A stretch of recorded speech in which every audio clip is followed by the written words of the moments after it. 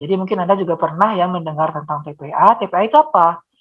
TPA adalah suatu tempat di mana sampah mencapai tahap akhir dalam pengelolaannya, mulai dari sumber. Jadi kita tahu ya pengelolaan itu mulai dari sumber, pewadahan, pengumpulan, pemindahan, pengangkutan, pengolahan dan pembuangan. Nah ini dilakukan di TPA ya. Kemudian pada TPA sampah diisolasi secara aman. Maksudnya adalah lokasi TPA ini terpisah dari pemukiman penduduk dan juga jauh dari lingkungan secara umum gitu ya. Artinya nanti mungkin jadi dibuatkan suatu situs yang terpisah yang dianggap ya disinyalir tidak membahayakan lagi bagi lingkungan atau bagi masyarakat. Jadi sudah dijauhkan gitu, diisolasi secara aman. Kemudian diperlukan penyediaan fasilitas dan perlakuan yang baik dan benar sehingga tercapai TPA ini sesuai dengan standar lingkungan. Jadi tidak main-main dan tidak sembarangan ya. Lokasinya juga sudah mempelajari lingkungan sekitarnya bahwa dia itu jauh dari lingkungan yang berpapasan langsung dengan manusia, jauh dari kawasan tempat tinggal manusia gitu sehingga dia aman. Artinya nanti diharapkan ini tidak mencemari sungai, tidak mencemari air tanah, tidak mencemari udara sekitar penduduk ya. Di kondisi TPA saat ini ya, ini bisa dilihat tumpukan sampahnya tinggi sekali, lalu banyak pemulung ya yang mengumpulkan benda-benda dari sisa sampah itu yang masih bisa diolah atau dijual gitu, atau yang bisa menjadi sumber uang gitu ya. Tuh. Nah, dan banyak alat berat di sini ya. Sedangkan kondisi TPA yang ideal itu sebenarnya seperti ini. Tampak bersih dan tidak ada tumpukan sampah seperti tadi gitu ya. Namun sayangnya itu belum dapat tercapai. Nah, secara umum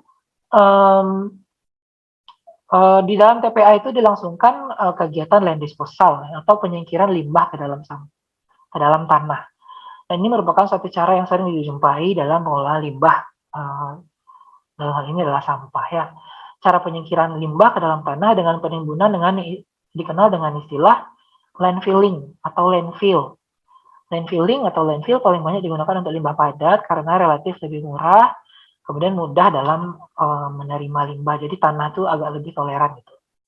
Daripada dia dibakar dan dia mencemari udara ya, dan diproses dengan yang lain sehingga dia mencemari tanah, jadi lebih banyak bahayanya gitu. Maka yang landfill inilah yang dipilih secara umum atau paling banyak dilakukan di Indonesia.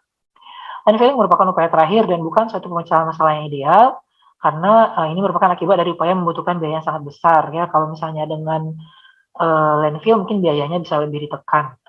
Dan landfilling ini bukan upaya ideal ya karena masih memiliki risiko pencemaran lingkungan. Jadi bukan berarti dengan landfill ini jadi nol risikonya, tidak ya. Tapi ini adalah risiko yang paling ringan dari semua upaya yang bisa dilakukan untuk mengelola sampah. Maka akhirnya itulah yang dipilih di hampir semua TPA yang ada di Indonesia. Nah, ini kalau upaya lain mungkin ada yang resikonya lebih banyak gitu ya.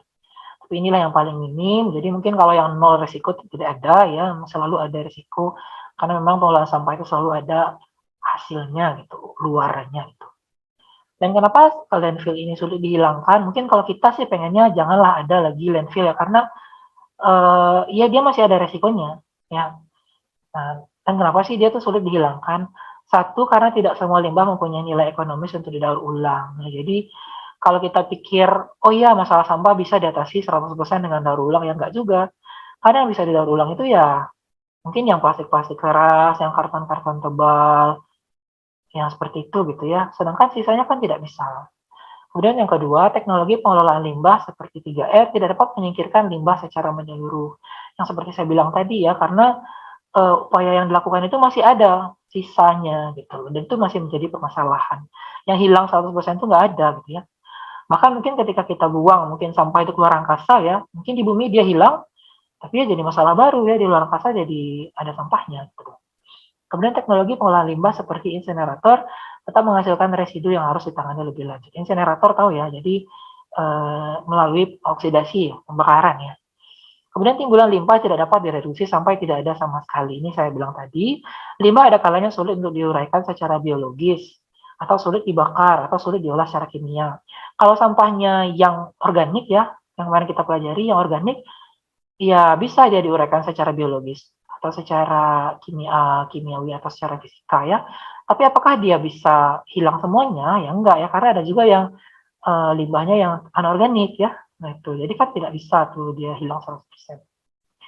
Nah maka dilakukanlah metode-metode untuk mengelola supaya resiko ataupun dampak negatif yang ditimbulkan dari sampah itu bisa dijadikan seminimal mungkin. Salah satunya adalah dengan landfill tadi gitu ya.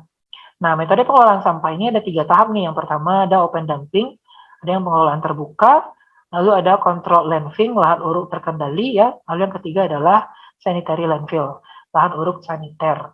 Nah, kita akan belajar satu-satu ya. Open dumping adalah cara pembuangan sampah sederhana di mana sampah hanya dihamparkan pada suatu lokasi, dibiarkan terbuka dan ditinggalkan setelah lokasi penuh. Nah, jadi dicarilah suatu kawasan yang jauh dari pemukiman masyarakat, jauh dari sungai, jauh dari resiko tercemarnya tanah, air, dan air tanah ya. Nah, jadi sampahnya ditumpuk begitu saja di sana sampai penuh. Nah, ditumpuk, sampai dia tidak bisa lagi digunakan untuk menumpuk sampah, baru dia dicari lokasi lain untuk melakukan penumpukan yang sama ya. Ini sudah banyak juga dilakukan di Indonesia, mungkin seperti dilakukan di Bantar Gebang ya. Jadi ditumpuk semua di sana sampahnya ya.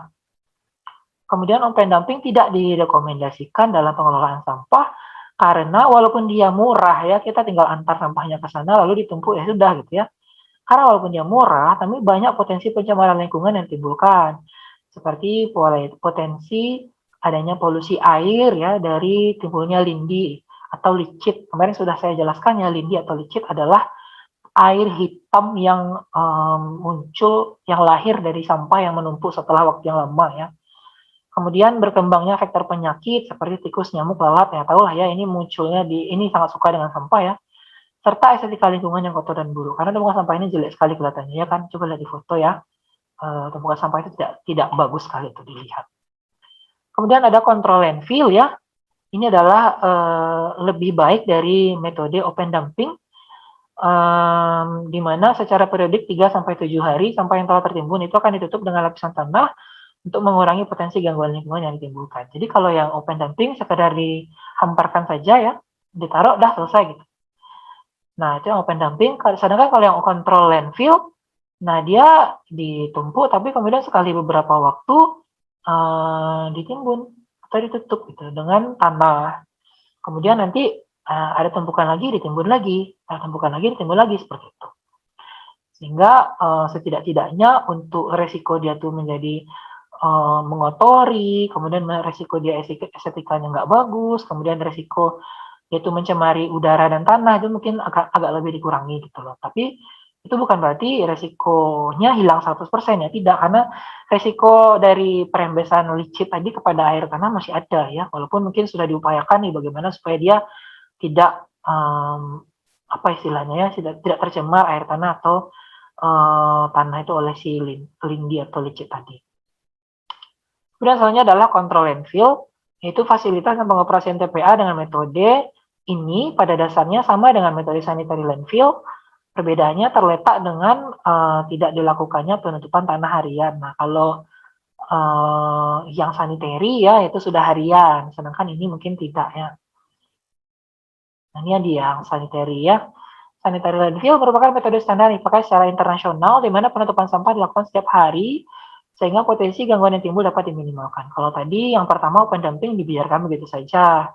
Kalau kontrol itu sekali beberapa waktu ya ditimbun. Kalau sanitary landfill ini yang paling bagus ya, bukan yang paling bagus ya, yang lebih bagus lagi lah gitu istilahnya. Jadi setiap hari sampah yang ditumpuk itu ditimbun langsung gitu, sehingga dia dampak untuk dia tuh mencemari yang lain jadi juga lebih berkurang. Walaupun tidak nol ya, resikonya itu tetap ada.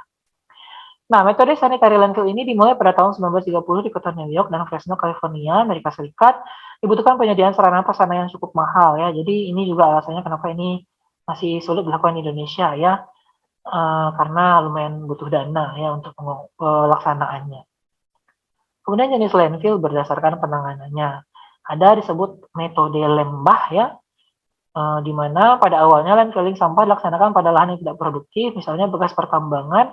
Jadi karena dia sudah tidak dipakai lagi cekungan-cekungannya itu ya, maka dimasukkan sampahnya ke sana.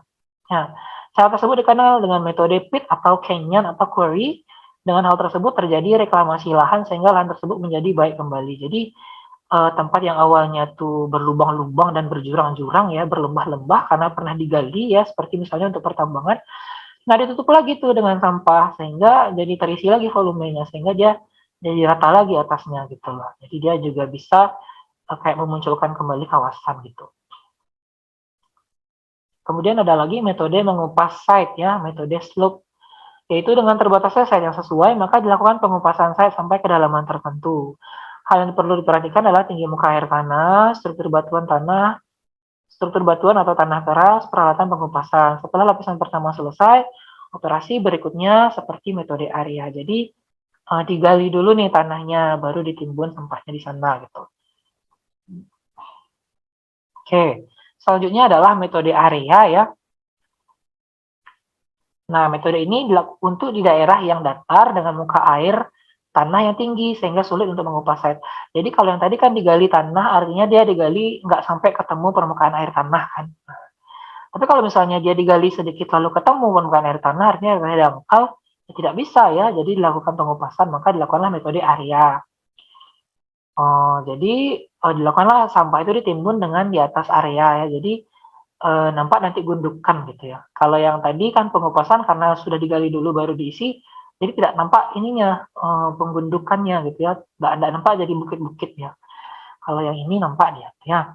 Kemudian jenis landfill berdasarkan jenis sampah yang diuruknya. Ada landfill sampah kota dan sejenisnya, artinya dia sampah yang ada secara umum di masyarakat ya, apa yang ada di perkotaan. Kemudian landfill sampah industri, artinya sampah yang dibawa ini atau yang dikumpulkan ini adalah hanya sampah yang berada di industri tertentu gitu. Kemudian landfill yang dapat menerima kedua jenis sampah dikenal dengan co-disposal, jadi sampah yang menampung semuanya. Kemudian jenis landfill berdasarkan jenis sel yang ditimbun. Ada metode sandwich, artinya sampah diuruk secara berlapis ya. Jadi sampah, lalu tanah, lalu sampah, lalu tanah kayak gitu. Itu namanya sandwich ya. Kemudian metode sel, sampah diuruk menjadi sel-sel. Artinya nanti ada di peta-petakan gitu, dipilah-pilahkan gitu, dipeta-petakan, dikelas-kelaskan gitu. Kemudian ada lagi yang secara tidak teratur, itu ya dihamparkan saja begitu saja gitu. Tidak ada pengaturan sama sekali. Nah, lalu dampak negatif yang ditimbulkan oleh landfill ya, antara lain adalah pencemaran air tanah yang disebabkan oleh lindi atau licit yang tadi saya bilang ya. Air hitam itu nanti kalau dia merembes di dalam tanah, masuk ke dalam air tanah maka bisa tercemar. Jadi air tanah yang awalnya bersih bisa jadi warnanya berubah, baunya berubah, lalu mulai ada kandungan zat kimianya ya, kandungan bakterinya dan lain-lain. Kemudian pencemaran udara akibat gas, bau dan debu ya. Jadi karena sanitary landfill ini menumpukan sampah, maka muncullah gas ya dari penumpukan sampah itu karena ada akumulasi sampah yang terkungkung ya, muncul gas. Kemudian juga menjadi bau ya tentu saja karena ada bakteri di sana dan juga debu. Kemudian berkembangnya berbagai faktor penyakit ya karena tumpukan sampah akan memicu kedatangan berbagai makhluk hidup yang suka yang kotor-kotor. Kayak kecoa, kemudian semut, kemudian kalajengking dan serangga-serangga lainnya yang suka yang kotor-kotor lah gitu. Kemudian ada hewan-hewan lainnya yang pengerat seperti tikus, marmut ya. Kemudian ada lagi hewan-hewan lainnya seperti lalat dan serangga-serangga lainnya ya. Kemudian sampai ada debu yang berterbangan ya tentu saja karena pengolahan yang tidak sesuai ya. Jadi penimbunan ini juga akibatnya akan ada alat-alat berat yang terlibat dan proses-proses yang dilakukan di sana nantinya tentu saja juga akan menerbangkan debu-debu.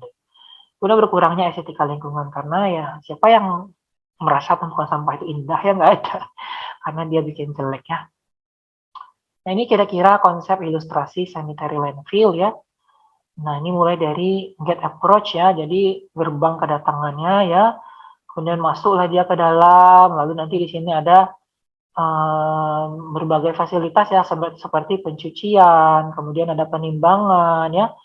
Nah kemudian masuklah dia ke dalam kawasan landfillnya tuh, di mana di situ akan ada lagi beberapa bagian ya yang harus dia lewati ya. Jadi nggak langsung dia tuh masuk lalu tumpuk sampah lalu pulang enggak ya. Jadi ada beberapa bagian yang harus dia lewati. Dan di sinilah terjadi berbagai proses-proses ya nanti. Oke, ini kira-kira bentuk skema gambaran umumnya ya.